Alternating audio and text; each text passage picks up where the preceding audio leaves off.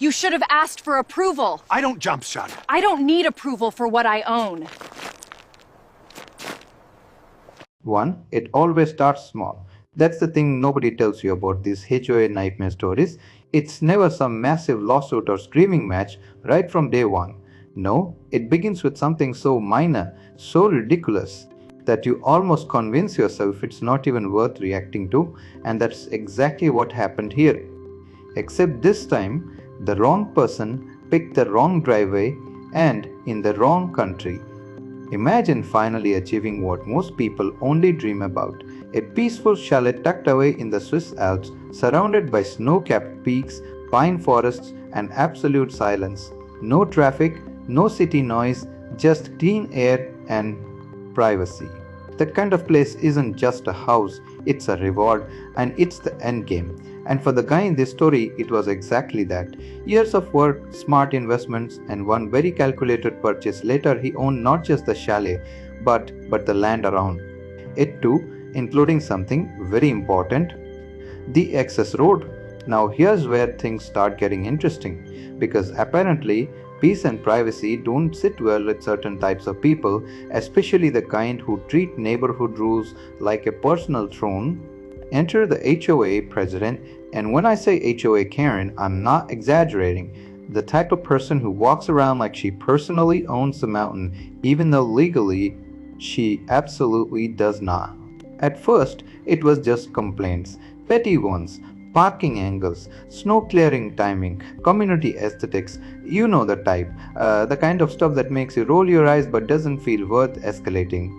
But then one day, she crossed a line that completely flipped the entire situation. She blocked his driveway, not with a cone, not with a warning sign. No, she physically had a barrier placed across the private access road leading to his chalet, a road she assumed was community property. And honestly, hearing this part just blew my mind, because this wasn't just inconvenience. This was someone making a bold, confident move without even checking who actually owned what. And here's the twist that makes this story so satisfying. So she had no idea that the road she just claimed authority over legally belonged to him. What followed wasn't shouting, and it wasn't chaos, anything messy or illegal. It was something much smarter and much quieter, and honestly, way more devastating. Because when someone builds their entire identity on control, the worst thing you can do to them is take it away legally, step by step, until there's nothing left. And trust me, and by the end of this story, and that's exactly what happens. 3. The story didn't begin with conflict, it began with ambition. The kind of quiet, calculated ambition that doesn't need validation from anyone else. The homeowner in this situation wasn't flashy, wasn't loud, and definitely wasn't someone looking to impress a neighborhood. If anything, the entire point of buying a chalet deep in the Swiss Alps was to get away from exactly that kind of environment. And honestly, that's what makes this situation so frustrating to listen to, because you can already feel where it's heading. After years of working in international finance and making a series of smart real estate investments, he finally reached a point where location didn't matter anymore. He could work remotely, manage assets from anywhere, and more importantly, he could choose peace. So instead of buying another city apartment or luxury penthouse, he went in the complete opposite direction. He bought a chalet, not just any chalet though. This was a carefully selected property sitting slightly outside a small alpine residential cluster and technically part of a managed community, but physically separated enough to offer privacy. And here's the details that becomes extremely important later. The property included partial ownership of the access road leading up to it. Now, most people would overlook something like that. A road is just a road, right? But in places like this, access defines everything. Ownership of even a small connecting path can completely change legal authority over movement, parking, and usage rights. And he knew that. That's why he made sure everything was documented clearly before signing anything. From the outside, the neighborhood looked peaceful, a handful of well-maintained chalets, snow-covered roofs, neatly arranged pathways, and a small HOA structure managing shared services like snow clearing and waste collection. Nothing unusual and nothing alarming, but as most of these stories go, appearances don't mean much. For the HOA itself wasn't particularly large, but it had structure, and at the center of that structure was one person who treated her role with far more authority than it legally carried, the HOA president, a long-time resident who had slowly positioned herself as the unofficial gatekeeper of the entire community. You know, the kind of person who doesn't just enforce rules but expands them, interprets them, bends them to fit whatever narrative gives them more control. And for years, nobody really challenged her because most people don't want conflict where they live. At first, things were quiet. The homeowner settled in, got familiar with the area, maintained his property properly, and didn't interfere with anyone, which realistically should have been the end of it. But for someone like the HOA president, neutrality isn't acceptable. If she doesn't feel acknowledged, she creates situations where she has to be, and that's exactly what started happening. It began with small observations, notes about snow being cleared too late in the morning, comments about where his car was parked even though it was entirely within his own designated space. Suggestions about community harmony that felt less like advice and more like subtle authority checks. Now here's the part where most people would either escalate or push back immediately. But he didn't, and honestly, that restraint is what makes the later events so satisfying.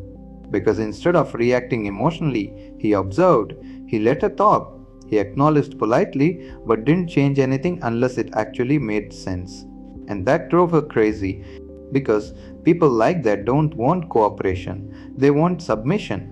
5. Over the next few weeks, the interactions became slightly more direct. She started referencing community standards more frequently, mentioning rules that weren't clearly documented, bringing up concerns about shared access areas, and which is where things started getting a little more serious.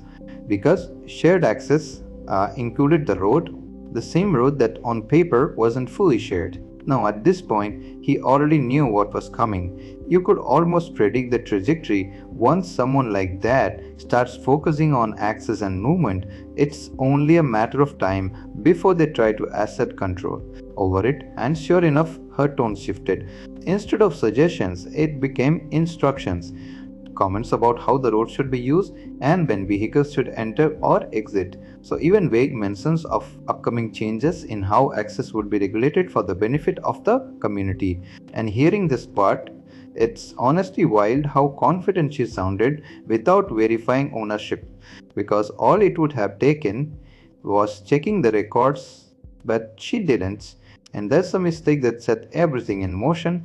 The homeowner didn't argue, didn't correct her publicly, didn't bring out documents or make a scene. He simply continued using the road exactly as he was legally allowed to, calmly, consistently, without acknowledging her authority over it.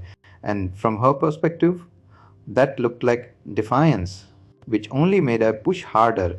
By the end of that first month, the situation had shifted from passive annoyance to quiet tension. Nothing explosive yet, and no major confrontation, just a growing sense that something unnecessary was building under the surface. And if you heard enough of these stories, you already know that's the calm before everything escalates. Because the moment someone like that feels ignored instead of obeyed, they stop suggesting, they start acting, and that's exactly where the story takes its first real turn. 6. The shift from quiet tension to open conflict didn't happen overnight, but when it did, it was unmistakable.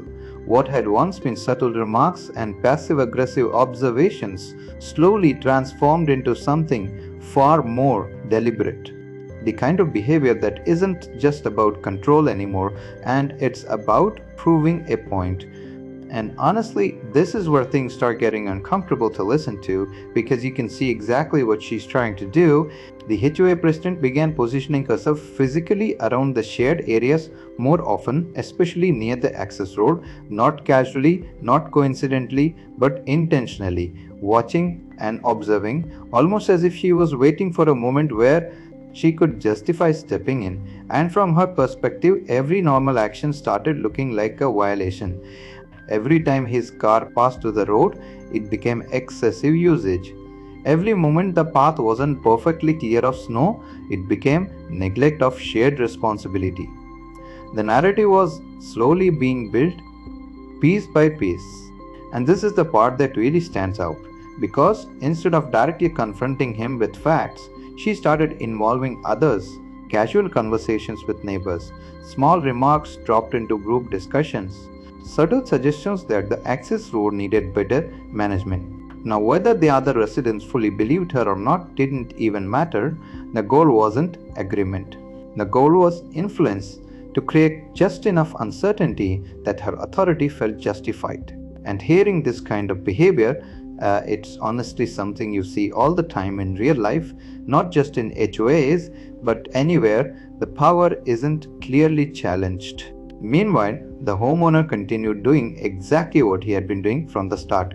No escalation, no arguments, just consistent, lawful use of his property. And that calm response only made things worse. From her side, 7. Because when someone expects resistance and doesn't get it, they interpret silence as weakness. By the second month, her actions became noticeably more structured. Printed notices started appearing on community boards referencing proposed access guidelines, mentions of limiting certain vehicle movements during specific hours, even vague references to installing temporary barriers for regulation purposes. And this is where it crosses from annoying and into strategic overreach. Because now she wasn't just talking anymore, she was preparing to act. What makes this part so wild is how confident she seemed throughout all of it. No hesitation, no verification, just a complete assumption that her position within the HOA gave her authority over everything within its perceived boundary, including that road. And at this point, you can almost feel the inevitable moment building up, and that one decision where she takes things just a step too far. The kind of move that instantly changes the entire dynamic. Because up until now, everything could still be brushed off as misunderstanding, as overstepping, as personality conflict. But what she was about to do next, that wasn't a misunderstanding. That was a mistake, and not the kind you can quietly walk back from. The moment everything shifted didn't come with warning. It didn't involve a heated argument or a dramatic confrontation. It happened quietly early in the morning, under the assumption that authority didn't need permission. When the homeowner stepped outside that day, the first thing he noticed wasn't the cold air or the silence of the mountains, it was the barrier. A solid, deliberate obstruction placed directly across the access road, not temporary in appearance, not symbolic, but functional. It was designed to stop vehicles from passing through, and more importantly, it was placed with confidence. The kind of confidence that only comes from someone who believes they have every right to do what they've just done. And honestly, hearing this part, it's hard not to pause for a second, because this isn't just overstepping anymore. This is someone physically interfering with property access without confirming ownership. That's a serious move. Attached to the barrier was a notice, formal in tone, structured like an official directive, citing community regulation updates and restricted access hours. It framed the entire situation as if this had been discussed, approved, and implemented under proper authority, but none of that was real. The road wasn't fully under HOA control, and she had never verified that. So, now here's where most people would react immediately: anger, confrontation, maybe even a public scene. But that's not what happened here, and this is exactly why the outcome becomes so satisfying. Instead of escalating, he paused. He looked at the barrier and read the notice, took in the situation completely, and then walked back inside.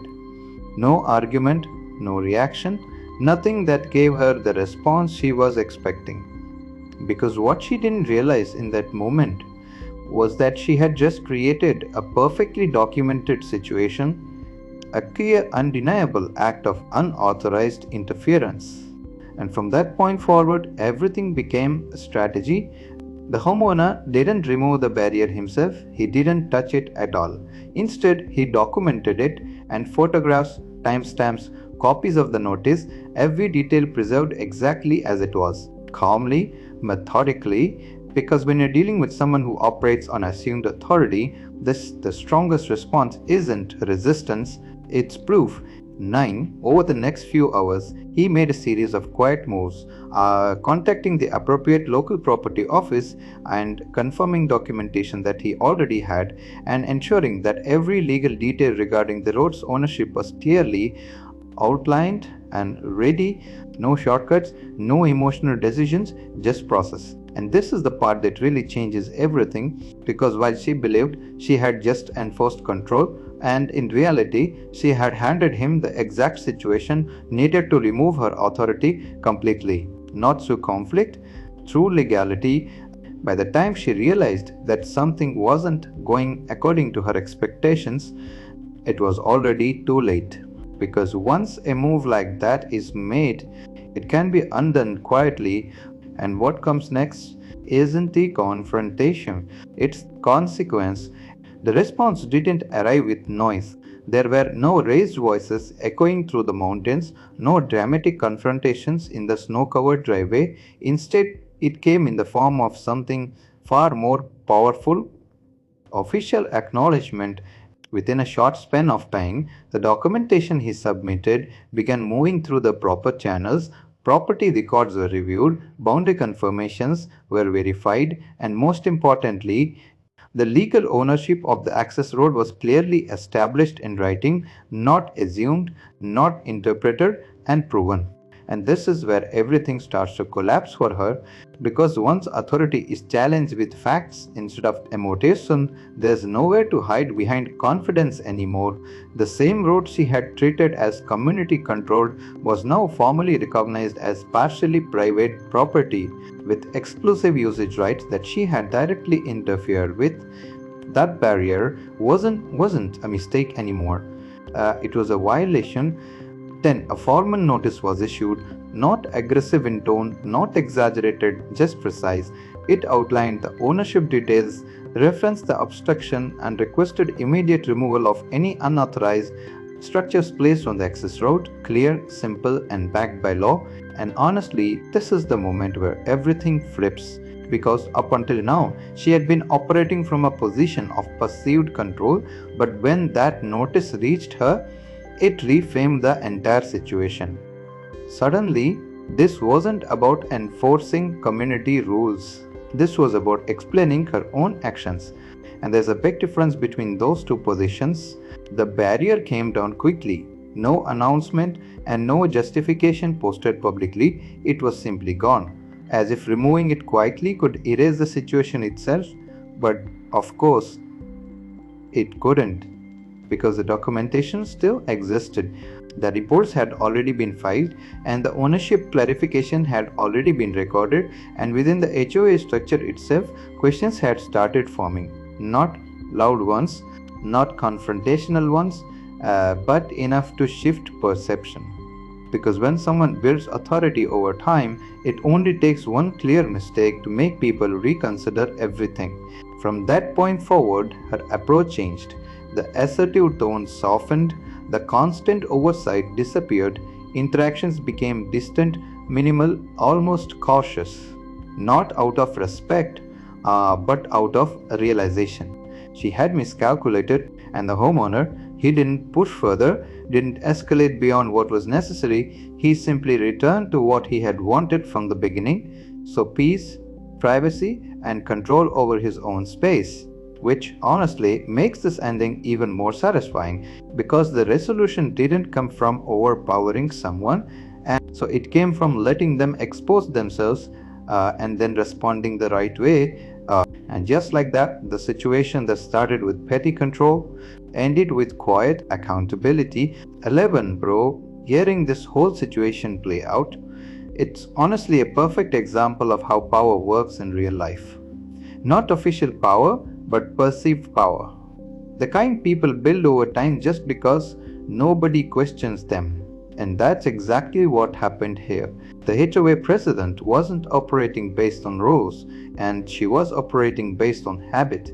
People had listened before, so she assumed they always would, but the moment she faced someone who actually understood their rights, so everything changed, and that's the biggest takeaway.